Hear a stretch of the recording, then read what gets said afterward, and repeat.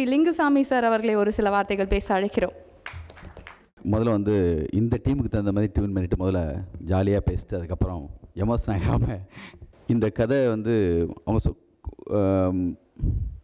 கேட்டு முடித்தோடனே சேம் கும்கி பண்ணும்போது கும்கி படம் பார்க்குறதுக்கு முன்னாடியே மைனாவுடைய டிசைன்ஸு அந்த படம் வந்து வருங்கிற நம்பிக்கையில் தான் பிரபுசாலமாக நான் கமிட் பண்ணேன். அதுக்கு பிறகு அந்த படம் மிகப்பெரிய சேம் இமான் யோபாரதி கூட்டணியில் அவ்வளோ பெரிய ஹிட் ஆச்சு. அதே மாதிரி இந்த படமும் வருத்தப்பட வாலிசங்க வர்றதுக்கு முன்னாடியே வந்து அவரை கமிட் பண்ணியாச்சு பொன்ராம. கதை கேட்டவுடனே எனக்கு வந்து என்னென்னா பொன்ராமிட்ட வந்து ஒரு நல்ல ஒரு ஈஸியாக தேட்ரு மூடுக்கு ஒரு ஃப்ளோ இருக்குது.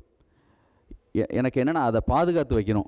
ஏன்னா இந்த சினிமாவில் வந்து என்னென்னா நம்ம வந்தப்போ ஒரு மனசோட ரொம்ப எல்லாமே பாசிட்டிவான ஒரு மனிதர்களாக கண்ணில் தெரிகிற இந்த காலகட்டம் இருக்குல்ல, இப்போவே நீங்கள் செய்ய வேண்டிய நல்ல காரியங்கள் எல்லாமே செஞ்சு முடிச்சிருங்க. ஏன்னா நிறைய உத்தம வில்லன்கள் வாழ்க்கையில் நிறைய வருவாங்க. அதெல்லாம் கடந்து நம்ம வந்து லைஃப்பில் வந்து ஜெயிக்கணும்னா இந்த மனசோட நீங்கள் என்றைக்குமே இருக்கணும். அதை நான் வந்து கடவுள்கிட்ட நானும் வேண்டிக்கிறேன். அவ்வளோ ப்ளைனாக அவ்வளவு இப்படி ஒரு டைரக்டரை நான் பார்த்ததே கிடையாது. அவ்வளவு அந்த மூடு தான் இந்த படம். எனக்கு இன்றைக்கி காலையில் ஒரு 6 மணிக்கு பீச்சுக்காக சும்மா கதை இன்றைக்கி சொல்ல வேண்டியது அசிஸ்டன்ஸுக்கு சண்டைக்கோழி பாட்டு. அதுக்கு முன்னாடி சும்மா ஒரு இதுக்காக போவோமே சொல்லி இன்றைக்கி போஸ்ட் ஓட்டுவாங்க, இன்றைக்கி ஃபங்க்ஷன் இருக்க அதெல்லாம் மனசில் வச்சுக்காமல் சும்மா போனேன். எங்கே பார்த்தாலும் ரஜினி முருகன் போஸ்டர் பார்த்த உடனே இந்த பிரச்சனை எல்லாமே எனக்கு மேட்ரே கிடையாது. அது வந்து ஒன்றுமே இல்லை. அது வந்து என் லைஃப்பில் ஃபஸ்ட்டு மெட்ராஸுக்கு வந்தப்போ அன்னையிலேருந்தே எவ்வளவோ பிரச்சனைகள் இருக்குது. அதெல்லாம் அன்னைக்கு தெரியாது, இன்றைக்கி தெரியுது. அதெல்லாம் கடந்து தான் ஒவ்வொரு காலத்துலேயும் வந்துட்டுருக்கோம். எனக்கு அந்த போஸ்டர்ஸ் பார்த்தோன்னே அவ்வளோ எனர்ஜியாக இருந்துச்சு. ரன் படம் பார்த்துட்டு போஸ்டர்ஸை பார்த்துட்டு அப்போது சேம் டயத்தில் பாபாவும் நடந்துட்டு இருந்துச்சு. நான் எடிட்டிங் ரூமில் இருந்தேன். அப்போ தான் ரஜினி சார் ஃபஸ்ட் டைம் பார்க்குறேன். அவர் வந்த உடனே நாங்கள் டீமாக அப்படி நின்னோம். நாங்கள் எடிட்டிங் முடிச்சுட்டு அவங்க வரணும். அப்போ வந்து ரஜினி சார் வந்தோடனே கேட்டார், இது ரன் இங்கே தானே நடக்குது, நான் வாந்தி வேலை பார்த்தேன் போஸ்டர்ஸ் எல்லாம் செம்ம எனர்ஜியாக இருக்குது போஸ்டர்ஸ்ன்னு சொல்லிட்டு எங்களை அவ்வளோ உற்சாகமாக சொன்னார் ரஜினி சார். ஒரு சில படத்துடைய அந்த போஸ்டர்லேயே தெரியும் அந்த படத்துடைய மூடு என்ன, அந்த படத்தோட என்ன லெவல் போக போகுதுன்னு. இன்றைக்கி அது எனக்கு கண்ணில் தெரிஞ்சது. முதல்ல இந்த படம் ரஜினி முருகன் அந்த டைட்டிலுக்கு வந்து ஃபஸ்ட் வந்து நான் வந்து தேங்க்ஸ் சொல்லணும். யாருக்குன்னா ரஜினி சாருக்கு. ஏன்னா ரஜினிகாந்த்னு ஒரு டைட்டில் வச்சு இந்தியில் வச்சப்போ அந்த டைட்டில் வந்து வைக்கிறதுக்கு வந்து அப்போ அலோவ் பண்ணல. சிவாஜின்னு டைட்டில் வைக்கிறப்போ சங்கர் சார் போய் சிவாஜி சார் ஃபேமிலியை கேட்டு அவங்க பர்மிஷன் கொடுத்ததுக்கு பிறகு தான் அந்த டைட்டில் வச்சாங்க. அது மாதிரி ரஜினி சார் மேலே ஒரு டைட்டில் வைக்கிறப்ப கண்டிப்பாக அவங்கள்ட்ட கேட்கணும், கேட்டுட்டு தான் நம்ம வந்து பண்ணணும்னு சொன்னோடனே ரஜினி சாருக்கு மீட் பண்ண வர்றதுக்காக நான் ஃபோன் பண்ணேன். அப்போ வந்து ரஜினி சார் வந்து என்ன விஷயம்னு கேளுங்க சுப்பையா, நம்ம ஏன் அனாவசியமாக டைரக்டர் அவங்க வந்துக்கிட்டு அவங்க ஒர்க் இருக்கும், இன்னும் சும்மா ஃபோன்லேயே சொல்லுங்கள் என்னென்னு கேளுங்க. நாங்கள் உடனே நான் வந்து சாருக்கு வந்து லைனில் வந்தாங்க. நான் சொன்னேன், சார் இந்த மாதிரி ரஜினி முருகன் ஒரு டைட்டில் சார், அது போன படத்தில் அவர் டைரக்டர் ஒர்க் பண்ணப்போ அந்த படத்தில் உள்ள கேரக்டர் பேர் இந்த டைட்டில் வந்து வச்சு தான் அந்த கதை பண்ணியிருக்காரு சார். ஆனால் அந்த கதைக்கு ரொம்ப முக்கியமாக படுது. கண்டிப்பாக நெகட்டிவாக எங்கேயுமே எதுவுமே நம்ம வந்து யூஸ் பண்ணல சார். படத்தில் டீ கடையில் ஒரு இடத்துல வரும், அதே மாதிரி வந்து படம் முழுக்கவே ஒரு பாசிட்டிவான மூடில் தான் இருக்கும். தப்பாக இருக்கா சார்? நான் நிறைய பேச ஆரம்பித்தேன். இல்லை ஒரு நிமிஷம், அதெல்லாம் ஒன்றும் கிடையாது, அந்த டைட்டில் வைக்கணும் அவ்வளோதானே, நீங்கள் வச்சுக்கோங்க அப்படி சொல்லிட்டாங்க. அதுக்கப்புறம் வந்து மறுபடியும் ஒரு 10 நாள் கழித்து ஃபோன் பண்ணி சௌந்தர்யாவுக்கு ஃபோன் பண்ணி இந்த பழைய கேஸ் ஒன்று இருக்குது இந்த ரஜினிங்கிற டைட்டிலுக்காக, அதையும் நீங்கள் கிளியரன்ஸ் லெட்டர் வாங்கிக்காங்க, நீங்கள் அதை பற்றி பேசவே வேணாம் அப்படின்ட்டாங்க. ரஜினி சாருக்கு அவ்வளவு நான் பயங்கர ரஜினி ரசிகன்.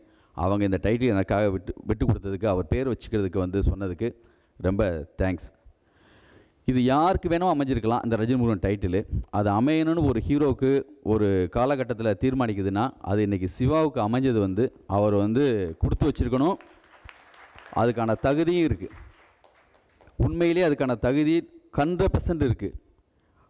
அவருடைய எங்கள் ஆஃபீஸுக்கு நான் வந்து ஆனந்த விகடன் ஃபங்க்ஷன் 2 பேருமே மீட் பண்ணிவிட்டு, இது ஆல்ரெடி ஒரு இன்சிடென்ட் இந்த மேடையில் சொல்லியிருக்கேன், ஏதோ ஒரு மேடையில் இருந்தாலும் இது எங்கள் மேடை எங்களுடைய விழாங்கிறனால எங்கேயும் சொல்லணும்னு ஆசைப்பட்றேன். ஏன்னா அந்த ஜம்ப்பு, அந்த வளர்ச்சி, இந்த குறுகிய காலத்தில் இவ்வளோ பெரிய ஒரு இடம், அது வந்து என்னதான் இருந்தாலும் சரி சினிமாவில் ஒரு சிலது அமையுதும்பாங்க, அது வந்து நம்ம அமைச்சிக்கவே முடியாது, அது அமையணும். அது அவருக்கு வந்து கரெக்டாக அமையுது எல்லா வகையிலையும். அவர் வந்து கரெக்டாக எங்கள் ஆஃபீஸுக்கு வந்து பாலசக்திவேல் படம் வந்து வழக்கியன் படத்தில் அப்போ வந்து ஹீரோ செலக்ட் ஆகலை. அப்போ வந்து கேட்டார், சார் வந்து பாலசக்திவேல் சாரை நான் மீட் பண்ணேன் சார், ஒரு தடவை நீங்கள் ஃபோன் பண்ணி சொல்லிட முடியுமான்னாரு. ஒருவேளை இந்த படத்தில் ஹீரோ இன்னும் செலக்ட் ஆகலையா, அது சார்பாக தான் கேட்க வந்திருக்கா அப்படின்னு சொல்லிட்டு, ஓகே சிவா நல்ல விஷயம், நீங்கள் போய் பாருங்கள், ஹீரோ செலெக்ஷன் தான் போயிட்டுருக்கேன். சார் நீங்கள் வேறு சார் காமெடி பண்ணாதீங்க சார், சின்னதாக ஒரு கேரக்டர் ஏதாவது இருக்குமான்னு சொல்லி கேட்க தான் சார், ஏன் ஹீரோலாம் கொடுத்தா பண்ண மாட்டீங்களான்னு கேட்டேன். பார்த்தா இன்றைக்கி நினச்சே பார்க்க முடியல, அவ்வளோ பெரிய வந்து இப்போ தான் வழக்கேன் வந்து பாலாஜி சாருடைய அடுத்த படம் கூட ரிலீஸ் ஆகலை. ஆனால் சிவாவுடைய வளர்ச்சி வந்து அப்படி ஒரு வளர்ச்சியில் இருக்குது. இன்றைக்கி பார்த்தா இந்த படத்தில் தான் சிவாகிட்ட சொன்னேன், சிவா இந்த படத்தில் வந்து நீங்கள் பயப்படாதீங்க, இந்த பிரச்சனை அந்த பிரச்சனை யாராரோ எங்கெங்கேருந்தோ சொல்லுவாங்க, இந்த படம் தொடங்கினப்பே சொன்னாங்க, படம் இந்த ஸ்டேஜுக்கு இப்போ வந்துருச்சு, அது இண்டஸ்ட்ரியில் எப்பயுமே யார் மேலேயும் எப்பயும் ஒரு அப்படி ஒன்று இருக்கும், அதை பற்றி கவலைப்படாதீங்கன்னு சொல்லிட்டே இருப்பேன். இன்றைக்கி சொன்னால் அப்படி சிவாகிட்ட நான் சொல்லும்போது போஸ்டர்ஸு அந்த ட்ரெயிலர் சாங்கெல்லாம் பார்த்துட்டு என்ன எனர்ஜியோடு இருக்குது சிவா, சூப்பராக இருக்குன்னு சொல்லும்போது சொன்னால் அப்படி சார் இந்த படத்தில் ஒரு டைலாக் வரும், எல்லோரும் கிளம்புங்கப்பா மொத்த பிரச்சனையும் ரஜினி முருகன் பார்த்துப்பான் அப்படின்னு சொல்லிட்டு, அதனால் இந்த பிரச்சனை மொத்த பிரச்சனையும் இந்த ஒரு படம் பார்த்துக்கும் சார் சொல்லிட்டு அவர் அந்த டைலாக் படத்தில் இருக்குன்னு சொன்னால் அப்படி எப்பயுமே அப்படி தான், ஒரு சாங்கு ஒரே ஒரு சாங் கூட ஒரு படத்தை காப்பாற்றிடும். அதே மாதிரி ஒரு படம் போதும், அந்த படம் வந்து மொத்த இதையும் கூட தீக்கும். அதனால் இங்கே வந்து இந்த படத்தில் டீமாக ஒர்க் பண்ண எல்லாரை பற்றி பேசி அந்த இடத்துக்கு வரேன், அதை பேசாமல் நான் இங்கேருந்து போக போகிறதில்ல, அதை பற்றி பேசுவோம் நல்ல முறையில் நியாயமாக பேசி நான் கிளம்புறேன். ராஜகிரண் சார் அவங்க வந்து எனக்கு வந்து சண்டைக்கோழியில் என் கூட வந்து ஒர்க் பண்ணாங்க. அதுக்கப்புறம் மஞ்சப்பை நம்ம கம்பெனியில் வந்து அவங்க அற்புதமான அப்படி ஒரு அந்த படத்தை தாத்தாவாக அப்படி ஒரு கேரக்டராகவே இருந்தாங்க. இந்த படத்தில் கதை சொல்லும்போது ராஜகிரண் சாருக்கு வந்து அவ்வளோ புதுசாக இருக்கும்னு எனக்கு தோணுச்சு. ஏன்னா எப்பயுமே ஒரு எமோஷனோடையே தான் அவர் பண்ணியிருக்காரு எல்லா படங்களுமே. இவ்வளோ ஈஸியான ஒரு படம் வந்து அவருக்கு அமைஞ்சதுங்கிறது, போன படத்தில் அந்த சாங்கில் எங்களெல்லாம் அந்த காமெடி அந்த விஷயங்களுமே கரெக்டாக மஞ்சப்பையில் அமைஞ்சது. ஆனால் இந்த படத்தில் அது வேறு ஒரு ஸ்டேஜில் வேறு ஒரு மூடில் இருக்குது. அது வந்து அற்புதம். அவங்க வந்து எப்பயுமே நான் ஒரு கதை கேட்டாங்கன்னா அந்த கதை மூடில் மட்டும்தான் இருப்பாங்க, அதை தவிர்த்து கொஞ்சம் கூட விளம்ப மாட்டாங்க. அவங்கெல்லாம் போயிட்டு எந்த நேஷ்னல் ஸ்கூல் ஆஃப் இதில் அவன் நடிச்சுட்டு வந்தாங்க, அவங்களுக்கு வந்து ரத்தத்திலே இருக்குது ஒரு சில விஷயங்கள்லாம். கதை கேட்டதுக்கு பிறகு அவங்கள ஒரு படம் பார்த்தா ஒரு கதை கேட்டாலாம் அவங்களுக்கு தெரியும் இந்த படம் ஓடும் ஓடாது.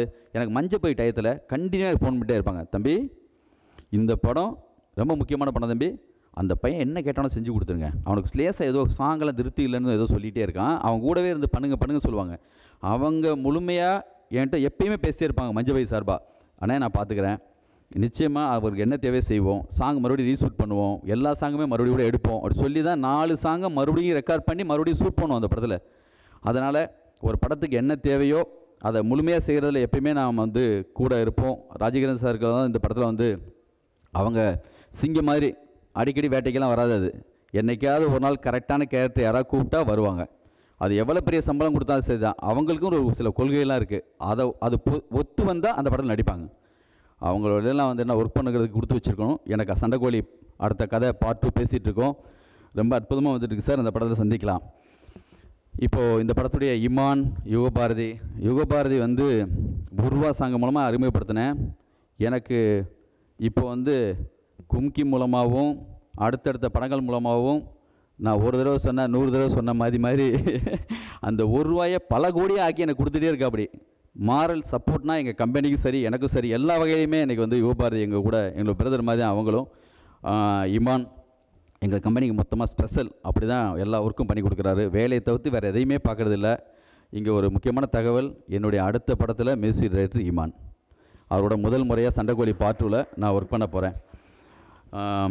பாலு சார் யுகபாரதி எப்படி என் கூட ஃபஸ்ட்டு படத்தை ஜாயின் பண்ண வேண்டியதோ அதே மாதிரி என்னுடைய ஃபஸ்ட்டு பட கேமராமேனை இருக்க வேண்டியது வந்து பாலு சார். அப்போ வந்து அவர் ஒரு படம் முரளி சார் படத்துக்காக எங்களை விட்டுட்டு ஓடி போயிட்டார். ஆக்சுவலி அந்த படத்தில் இதை கமிட் பண்ணிட்டார். ஆனால் கதையெல்லாம் கூப்பிட்டு சொன்னேன்னு நினைக்கிறேன், கதை கூட பேசணுன்னு நினைக்கிறேன். ஆனந்த படத்தில் அவர் தான் இருக்க வேண்டியது. எனக்கு வந்து பாலு சார் ஒர்க்கு வந்து சமீபத்தில் ஜீவா சாருக்கு பிறகு ஒரு கேமராமேனுக்கு ஒரு டைரக்டரோட அவ்வளவு இணக்கமாக ஃப்ரெண்ட்லியாக இருந்து ஒரு படம் பண்ணுறதுல ரொம்ப அழகாக ஒரு கண்ணாடி பார்த்தேன், கரெக்டாக இந்த படம் வருத்தப்படாத சங்கத்தை விட இன்னும் கொஞ்சம் மேக்கிங் சைட்லேயும் கலர்ஃபுல்லாகவும் ஒரு காமெடி படம் தான் பண்ணுறோம், நீங்கள் காமெடியாக தானே ட்ரீட் பண்ணுறோங்கிறதுக்காக ஈஸியாக எதுவுமே பண்ணாத மாதிரி தெரியுது, இன்னும் கூடுதலாக ஒரு ஸ்ட்ரென்த்தோடு இருக்க மாதிரி இருக்குது. அதுக்கு வாழ்த்துக்கள் சார். அது பர்டிகுலராக அந்த வீடு சாங்கில் அந்த ஓலையெல்லாம் வச்சு அது தண்ணி பீச்சு அடிக்க ஒரு சாங், அந்த ஷாட்லாம் அப்படி அற்புதமாக இருந்துச்சு. படம் முழுக்கவே இந்த மாதிரி அவர் வந்து இது இப்போ தான் நான் இந்த சட்டை கூட மாற்றலை பாருங்கள், சேம் கிளாப் அடிச்சிருக்கேன் இந்த சட்டில் தான். போயிட்டு திரும்பி வர்றதுக்குள்ளே ஒரு படத்தை எடுத்து வந்துட்டாங்க. அதுக்கு பாலு சார் ரொம்ப முக்கியமான காரணம் இந்த படத்தில். அதே மாதிரி சிவா எவ்வளோ பெரிய லக்கோ, அதே மாதிரி இந்த ஹீரோயின் சண்டைக்கோழிக்கு யாரை ஹீரோயினாக போடலாம் அப்படின்னு சொல்லி பேசி இருக்கும்போது சமீபத்தில் இவங்க பேரும் அடிபட்டுச்சு. அப்போது நான் கேட்டவொடனே அவங்க சொன்னாங்க, இல்லை சார் அந்த பொண்ணு பயங்கர பிஸி சார், 8 படம் பண்ணுறாங்க. சிவா 8வது படம் பண்ணுற மாதிரி அவங்க 8 படம் பண்ணுறாங்களா? ரொம்ப எனக்கு வந்து ஆச்சரியமாக இருந்துச்சு. அதெல்லாம் வந்து ஒரு படமே எந்த படமும் ரிலீஸ் ஆகாமல் இவ்வளோ படங்கள் கமிட் ஆகிறதுங்கிறது மிகப்பெரிய ஒரு லக்கு தான். எல்லா லக்கும் ஒரே படத்தில் எங்களுக்கு அமைகிறது வந்து எனக்கு ரொம்ப ஹாப்பி. அதே மாதிரி இந்த படத்துடைய எடிட்டர், நான் வந்து பீமா ஒர்க் பண்ணிகிட்டு இருக்கப்போ என் கூட வந்து ஆண்டனி கூட வந்து அசிஸ்டண்ட்டாக இருப்பார். அவருடைய பிக் சம்திங் மலையாளத்தில் ஒரு படம், அப்போது ரொம்ப காக்கா எப்படி பேசப்பட்டுச்சோ படமாக ஆண்டனிக்கு, அதே மாதிரி அவருடைய படம் வந்து மம்முட்டி சார் படம். அந்த முதல் படம் எடிட் வைஸாக மொத்த மலையாள சினிமாவை மாற்றி விட்ட ஒரு படம். உண்மையிலே அவ்வளோ ஒரு ஸ்டைலாக ஒரு எடிட் பண்ண ஒரு அப்போ எடிட்டர் அவருக்கும் என்னுடைய வாழ்த்துக்கள். அதே மாதிரி எங்கள் மனோபால சார், சதுரங்க வேட்டை, டே விட்றா இங்கே அவனுக்குடா பிரச்சனை இல்லை அப்படின்னு சொல்லிட்டு எப்பயுமே எனக்கு ஃபோன் பண்ணி ஆறுதல் சொல்லிகிட்டே இருப்பார். அவங்களோட பேசும்போதே ஒரு எனர்ஜியாக இருக்கும். அவங்களுடைய படம் நம்ம தான் சதுரங்க வேட்டை ரிலீஸ் பண்ணோம். இப்போ அடுத்த படமும் கரெக்டாக ஒரு படம் ப்ரொடியூசராக ரொம்ப முக்கியமான படம் பண்ணிகிட்ருக்காங்க. அவங்களுக்கும் என்னுடைய வாழ்த்துக்கள், நன்றி. எப்பயுமே ஞானசம்பந்தம் சார் என்னுடைய சொன்ன மாதிரி கவிதை எத்தனை மணி ஆனாலும் ஃபோன் பண்ணி எனக்கு கவிதை சொல்லிகிட்டு இருப்பேன். அவங்களோட பேசினா இப்போ சமீபத்தில் நானும் அவர் சங்க சாரை போய் மீட் பண்ணோம். ஒரு 3 மணி நேரம் அந்த மீட்டிங் போச்சு. 3 மணி நேரமும் அப்படி ஒரு எந்திரிச்சு போகவே மனசே இல்லை. திரும்பி இன்னும் கொஞ்சம் நேரம் கூட பேசிட்டு இருக்கலாம் போல் தோணுச்சு. ரொம்ப எல்லாத்தையும் பற்றி பேசக்கூடிய ஒரு ஸ்ட்ரென்த்து எனக்கு தெரிஞ்சு சுஜாதாவுக்கு பிறகு இப்போ அவங்க கட்டது பெற்றது மாதிரிலாம் எழுதலாம் தொடர்ந்து. அவ்வளவு எல்லாத்தையும் பற்றி பேசக்கூடிய இப்போ நாலேஜ் உள்ள ஒருத்தங்கன்னா அவங்க தான் இருக்காங்க. அவ்வளோ அற்புதமாக பேசுவாங்க. அவங்களுடைய காமெடி மட்டும் கிடையாது, இலக்கியத்துலேயும் அவ்வளோ அழகாக இருக்கும். அவர் சொல்கிறார் இந்த மாதிரி எனக்கு அவர் அன்றைக்கி பேசும்போது எனக்கு படம் எப்படி இருக்கணும், ஒரு படத்துடைய ஒன்லைன் எப்படி இருக்கணும்னு எனக்கு தோணுச்சு. என்ன சொல்லுவார்னா, நான் போன உடனே கிளாஸ் எடுக்க மாட்டேன், முதல்ல பசங்களை ப்ரிப்பேர் பண்ணுவேன், சமயத்தில் என்னடா படம் பார்த்தீங்க சொல்லி கேட்பேன். அப்படியெல்லாம் பேசி செஞ்சு கொஞ்சம் கொஞ்சமாக அப்படி ஜாலியாக பேசி முடிச்சுட்டு ஒரு 10 நிமிஷம் பெல் அடிக்கிறதுக்கு முன்னாடி கிளாஸ் எடுப்பேன்னாரு. அப்படி தான் ஒரு படமே இருக்கணும். அப்படி தான் பொன்ராமெலாம் டியூன் பண்ணி படம் எடுக்கிறாரு. அதான் அவ்வளோ லட்சணமாக வருது. அதே மாதிரி சூரி பற்றி சொல்லணும். ஜி படத்தில் ஒரு அப்போ தான் அதெல்லாம் இன்ட்ரடியூஸ் ஆகிற அப்படின்னு நினைக்கிறேன். அதுக்கு முன்னாடி சின்னதாக அதை கேரக்டர் பண்ணாரா எனக்கு தெரியாது. ஆனால் அந்த படத்தில் தான் எனக்கு என்னென்னா ஒரு சின்ன கேரக்டர் டயலாக் பேசி நடிக்கிற முதல் படம்னு நினைக்கிறேன் ஜி. அந்த படத்தில் ஒரு பெரிய ஒரு சண்டை வர்றதுக்கான காரணமாக இருக்கிறது வந்து சூரி தான். மேலே வந்துட்டு ஃபுல் எமோஷனில் வந்து அஜித் சாரை பார்த்து திட்டணும் அந்த எதிரணியில் இருந்துட்டு. அது ஒரு அரை வேற வாங்குவோம் அப்படி வில்லன்ட்டு. அந்த மாதிரி 2 சீனு அந்த விட்டால் போதும் பாஞ்சிற மாதிரி இருப்போம். அப்படி அந்த எனர்ஜி லெவல் அப்போவே அப்படி இருக்கும். இது வந்து என்னடா இப்படி இருக்கா அந்த பையன் சொல்லிட்டு நம்மளுக்கு வந்து அப்படியே ஒரு அடி அடிச்சது. அதான் இன்றைக்கி இவ்வளோ தூரத்துக்கு வந்து நின்றுருக்கு. அப்படியே சண்டைக்கோழி பார்ட்டில் சூரிக்கும் மிக முக்கியமான இடம் இருக்குது. பார்த்தா என்னுடைய இன்னொரு மேடை இருந்தால் சிவா உட்கார இடத்துல விஷால் உட்காந்துருப்பா அப்படின்னு நினைக்கிறேன். அப்படி ஒரு மேடையாக தான் இந்த மேடை எனக்கு தெரியுது. சண்டைக்கோழி பார்ட்டில் மேக்ஸிமம் இவங்க எல்லாமே என் கூட இருக்கிறவங்களாக தான் இருப்பாங்க. அதே மாதிரி யாரையாவது ஆர்ட் டைரக்டரு எல்லாருக்கும். அப்புறம் ராஜா, அவரை பற்றி சொல்லணும். இந்த படம் அமைகிறதுக்கு நான் வாங்கக்கூடிய என்னை யாராவது அவங்க ஏதாவது சொல்லணும் பேசணும்னு ஆசைப்பட்டால் எனக்கு குறுக்க நின்று எல்லாத்தையும் தாங்குகிற ஆளாக ராஜா இருக்கார். டேஸ்டான அவர் வந்து பாருங்கள், கூடிய சீக்கிரம் நாங்கள் இந்த குறுகிய காலத்தில் திருப்பி பேஸில் இத்தனை படங்கள் பண்ண மாதிரி அவர் வந்து மிகப்பெரிய ப்ரொடியூசராக போகிறார். அவ்வளோ முக்கியமான டேஸ்ட் அவருக்கு இருக்குது. அவருக்கு அவ்வளவு பர்ஃபெக்டாக ஒரு ஒர்க்கை ஃபாலோ பண்ணி அதே மாதிரி வந்து ஒரு கதை கேட்குறதுலேருந்து ஆரம்பிச்சு காம்ப்ரமைஸே கிடையாது.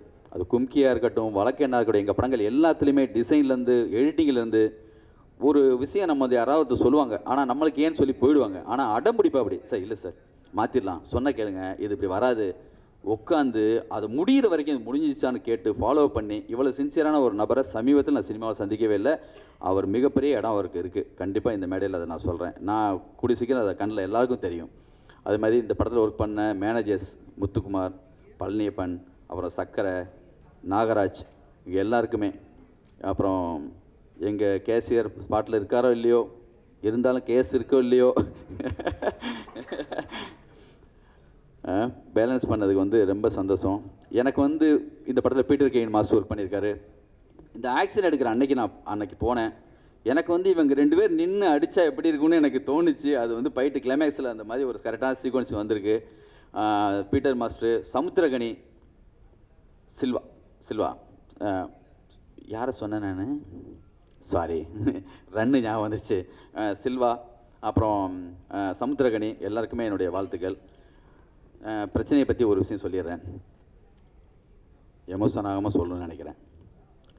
இல்லை லைட்டாக இருக்கிற லெவலுக்கு என்னென்னா, என்ன நம்பிக்கையில் சென்னை கிளம்பி வந்தோம், என்ன ஆதாரம் இருந்துச்சு.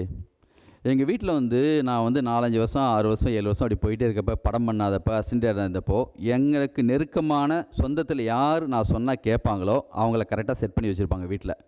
பையன் வர்றான், அவனை கரெக்டாக பேசி நீங்கள் தான் கன்வின்ஸ் பண்ணணும்னு. நான் ஊருக்கு போனோடனே அவர் கரெக்டாக நான் கிளம்புறதுக்கு முன்னாடி வந்துட்டு, தம்பி ஒரு நிமிஷம் பேசணும்னு சொல்லி பேசுவார். தம்பி லட்சம் பேர் இருக்கான் தம்பி சினிமாவில், எல்லாருமே வந்துடுறான் தம்பி, அண்ணங்கள்லாம் கடை வச்சுருக்காங்க, நீங்களும் ஒரு இதாக கடை வச்சுக்கலாம், கல்யாணம் பண்ணலாம், ஏன் இந்த சினிமா கிடிமான்னு போய் சுற்றிட்டு இருக்கீங்க, அதெல்லாம் தூக்கி போடுங்க தம்பின்னு சொல்லி ரொம்ப கன்வின்ஸ் பண்ண ட்ரை பண்ணுவார். நான் சொல்லுவேன், லட்சம் பேரில் யாராவது ஒருத்தன் தான் வரான்னு சொன்னீங்கல்ல, அது நான் தான். எங்கள் அண்ணன் ஒரு தடவை இந்த மாதிரி ஊருக்கு போனப்போ, கிளம்புற அன்றைக்கி எனக்கு தடவை ஃபோன் பண்ணி சொல்கிறாரு, இந்த மாதிரி லேசாக கண்ணு கலங்கினார். ஓ, இந்த மாதிரி ஊருக்கு கிளம்புறப்போ லேசாக ஃபீல் பண்ணுறாரு, அந்த ஃபீல் தான் நினச்சேன். அப்போ லேசாக மறுபடியும் இந்த கண்ணீர் முட்டிக்கிட்ட கண்ணீர் லேசாக இன்னொரு சொட்டு அப்படி வந்துச்சு. என்னன்னு கேட்டேன். அப்போது இல்லை அம்மாடா உன்கிட்ட சொல்ல வேணாம்னு சொன்னாங்கடா, இல்லைன்னா எனக்கு மனசு இல்லை, இருந்தாலும் உன்கிட்ட சொல்லணும்னு தோணுது. நம்ம குடும்ப ஜோசியர் வந்தார், உனக்கு எல்லாருக்குமே அப்பா காலத்துலேருந்து நம்மளுக்கு சொல்கிறவர், உன்னால் ஒரு பிரேம் கூட ஒரு ஸ்டில்லு கூட அந்த பையனால் எடுக்க முடியாது, அந்த தகுதியே கிடையாது, அவனை வர சொல்லிடுங்க, ஏதாவது கடை வச்சு கொடுத்துருங்க, இதெல்லாம் நடக்காதுன்னு சொன்னார்ரா அப்படின்னார். எனக்கு உள்ளே வந்து செம்ம எமோஷன் அப்படி இருந்துச்சு. ஆனால் எல்லாத்தையும் அப்படியே கண்ட்ரோல் பண்ணிவிட்டு, அப்போ ஆனந்தம் கதை நான் எழுதி வச்ச டைம்.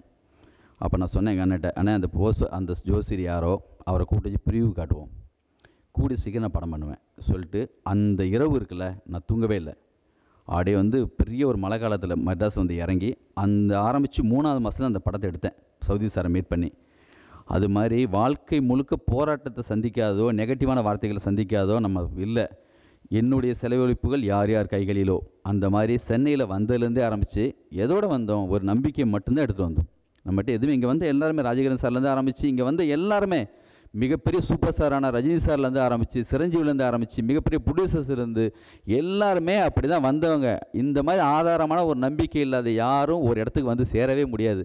நானும் போஸும் எங்கள் மளிகை கடைக்கு பின்னாடி ஆற்றுல படுத்துக்கிட்டு அப்படியே வந்து வெட்ட வெளியே வானத்தை பார்த்துக்கிட்டு, அவன் ஒரு டைட்டில் சொல்லுவான், நான் கதை சொல்லுவேன். சினிமா பைத்தியமாக சுற்றுவோம், தேட்டராக படம் பார்க்குறது மட்டும்தான் வேலையாக இருப்போம்.